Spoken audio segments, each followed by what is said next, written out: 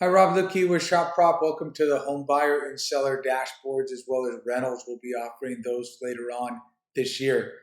But this dashboard, to just show you how simple it is, what you're going to do is that when you log in, you can either create a request. If you send an email to team@shopprop.com, that'll also create a request here. It'll just be a QA that shows up. What it does is that when you create a request, it puts it into the right flow, whether it be make an offer, start a listing process, property value, and so forth.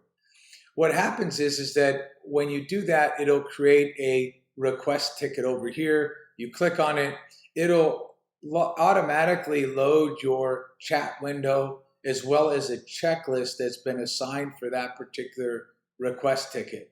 This happens to be obviously a long one. List property, as you can see, there's a lot of steps associated with list property checklist. But what it allows you to do is very simple as we move through this checklist. If you had a question about something that you're doing, right? This says client. This means that you're supposed to do it. This is both of us. This is ShopProp only.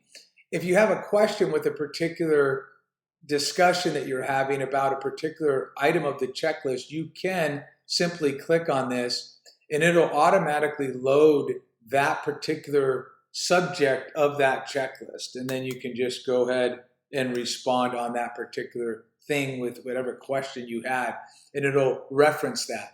What you'll notice is it also changes the conversation to just the checklist items. You can always move back to all, which is what I suggest. And it has the checklist items in there as well as any other items that don't have to do with the checklist that pertains to this particular request ticket. So as we work through the checklist, this will be closed. And let's say after this checklist is done, it would be moved to an active listing. And that's where you would see that ticket in here. And obviously you can go ahead and always click on details. And in the detail section, you see your property and so forth. Again, if this was an actual real property, you see a picture here. You can click on your seller report.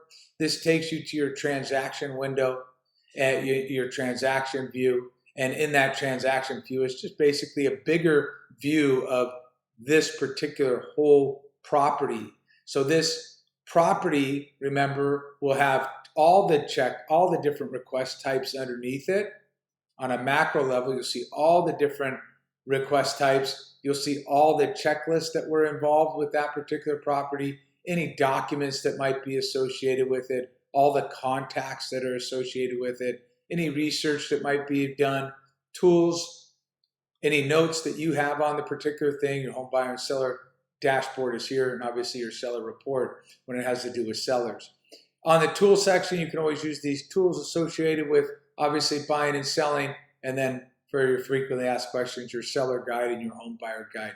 I hope that helps. That basically goes over the entire dashboard. Most people will be working in here, which is off of your request and off of your checklist on each item that you're going to be going through. Thank you.